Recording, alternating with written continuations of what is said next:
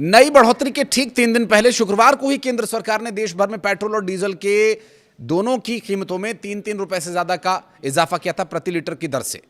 उस बढ़ोतरी के बाद दिल्ली में पेट्रोल की कीमत 94 रुपए 77 पैसे से बढ़कर के 97 रुपए 77 पैसे हो गई थी और डीजल 87 रुपए 67 पैसे से बढ़कर 90 रुपए 67 पैसे हो गया था। अब एक बार फिर से दाम बढ़ जाने के बाद परेशानी बढ़ रही है। हर खासवाम इससे प्रभावित हो रहा है। उधर दूध के दाम बढ़ गए, पेट्रोल डीजल पर दाम बढ़ेंगे तो और भी चीज़ों पर इसका असर पड़ेगा। गैस के दाम भी बढ़ाए गए थे, सीएनजी पर भी 2 रुपये बढ़ा दिए गए थे। वो भी चूँकि सिटी एरिया में ज़्यादातर लोग सीएनजी के वाहनों का भी इस्तेमाल करते हैं, लेकिन पेट्रोल और डीजल के दाम बढ़ने की वजह से ट्रांसपोर्टेशन पर भी इसका साफ साफ असर देखने को मिल रहा है। और राजधानी दिल्ली में पेट्रोल 87 पैसे और महंगा हो गया है। अब 98 रुपये 64 पैसे प्रति लीटर की दर से ये बिक रहा है। दिल्ली में डीजल 91 पैसे महंगा होकर के अब 91 रुपये 58 पैसे प्रति लीटर की दर तक पहुंच गया है। राजधानी दिल्ली का उदाहरण मैं इसलिए दे रहा हूं क्योंकि जो सबसे पहले दाम प्रभावी होते हैं वो दिल्ली में सूचना मिलते ही, और उसी के अनुसार ज़्यादातर जो देश के अलग अलग राज्य हैं उसमें कीमतों का अंदाज़ा भी इस बात से लगा सकते हैं। राजधानी दिल्ली के अलावा देश के अन्य प्रमुख महानगरों में भी पेट्रोल और डीजल के दामों में उछाल आया है। मायानगरी मुंबई की बात करें तो पेट्रोल की कीमत में 91 रुपये जब बढ़ाए गए तो 107 रुपये 59 पैसे प्रति लीटर की दर से यहाँ पर दाम हो गया। तो डीजल 94 पैसे महंगा हुआ है तो 94 रुपये 8 पैसे प्रति लीटर अब ये मिल रहा है। कोलकाता में पेट्रोल के दाम सबसे ज़्यादा 96 पैसे बढ़े हैं और यहाँ 109 रुपये 70 पैसे प्रति लीटर की दर से मिल रहा है। डीजल 94 पैसे बढ़ा तो 96 रुपये 7 पैसे इसका दाम प्रति लीटर के हिसाब से हो गया। चेन्नई की बात करें तो यहाँ पेट्रोल 82 पैसे महंगा होकर के 104 रुपये 49 पैसे और डीजल 86 पैसे महंगा होकर के 96 रुपये 11 पैसे प्रति लीटर की दर से अब महंगा हो गया है। पेट्रोल और डीजल के दाम में इस तरह लगातार बढ़ोतरी के चलते जो लोग जब सवाल करते हैं कि ऐसा क्यों हो रहा है, ये दाम क्यों बढ़ रहे हैं, पेट्रोल और डीजल के दाम बढ़ेंगे तो आम लोगों को परेशानी का सामना करना पड़ेगा। दरअसल कारण ये बताया जा रहा है कि पश्चिम एशिया के देशों में चल रहा संघर्ष, युद्ध के कारण दुनिया भर में जो ऊर्जा का एक बहुत बड़ा संकट खड़ा हो गया, ये उसी संकट का परिणाम है। क्योंकि हम ज़्यादातर जो अपना तेल है वो बाहरी देशों से ही खरीदते हैं। भारत में तेल के लिए कोई ऐसा हमारे पास सोर्स नहीं है जिससे हम तेल निकाल सकें, तो इसलिए हमें ख़रीदना पड़ता है। और क्रूड ऑयल जो हम ख़रीदते हैं, ऐसा नहीं है कि पेट्रोल ख़रीद लिया, डीजल ख़रीद लिया, हम क्रूड ऑयल ख़रीदते हैं और उसे रिफ़ाइन किया जाता है भारत में लाकर ही। जैसे मथुरा में एक रिफ़ाइनरी है, इस तरह से देश के अन्य अन्य जगहों पर रिफ़ाइनरीज़ हैं और वहाँ पर जा कर के इन्हें रिफ़ाइन किया जाता है, जिससे करीब 12-13 तरह के ईंधन अलग अलग प्राप्त होते हैं और अलग अलग महत्वपूर्ण वस्तुएं उससे तत्व हम निकालते हैं, जिसमें पेट्रोल है, डीजल है। सबसे पहले जो विमान का फ्यूल है जो बहुत हाई क्वालिटी का होता है उससे निकाला जाता है। उसके बाद उसके टेम्परेचर को चेंज कर करके उसमें से रिफ़ाइन करके पेट्रोल, डीज़ल, कैरोसिन ऑयल और चारकोल और जेली, ये सब बहुत सारी चीज़ें निकलती हैं। अलग अलग तरह के पेट्रोल निकलते हैं, अलग अलग तरह के फ्यूल्स निकलते हैं। तो क्रूड ऑयल जो है वो प्रति बैरल की दर से ख़रीदा जाता है और प्रति बैरल की दर में दाम में इजाफा हो जाने की वजह से काफ़ी समस्या उत्पन्न हो रही है।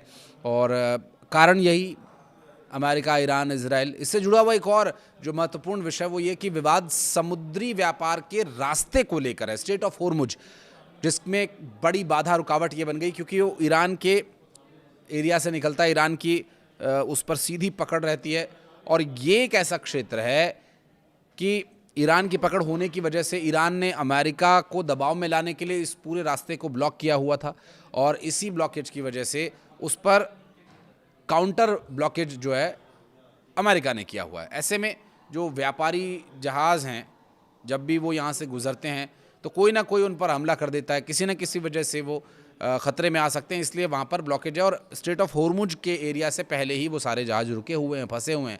भारत के भी कई जहाज़ फंसे हुए हैं। इस साल 28 फरवरी से अमेरिका और इजराइल के बीच, अमेरिका, इजराइल और ईरान के बीच जो युद्ध शुरू हुआ, जिसमें इजराइल, अमेरिका एक तरफ हैं, सामने ईरान है, उसके बाद से जो क्रूड ऑयल है उसकी कीमत रिकॉर्ड ऊंचाई पर पहुंच गई है। भारत में फिर भी अपेक्षाकृत ये नियंत्रित तरीके से दाम बढ़ाए गए हैं, चूँकि इलेक्शन थे, ऐसे में इलेक्शन में अगर दाम बढ़ते तो जाहिर है सत्ताधारी दल पर उसका बहुत असर पड़ता। तो वो सारा जो समय था वो किसी भी तरह से मैनेज करके दाम नहीं बढ़ने दिए गए।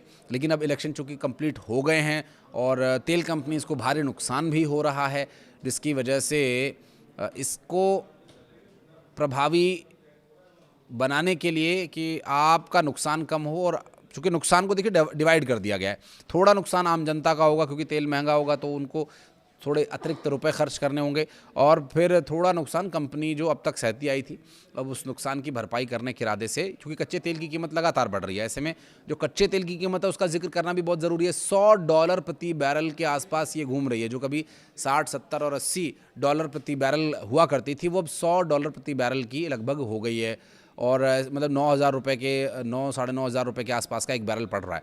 हालांकि मौजूदा अमेरिका के राष्ट्रपति ट्रंप और ईरान इस इलाके में लंबे समय के युद्ध विराम की बातचीत के लिए कोशिश कर रहे हैं।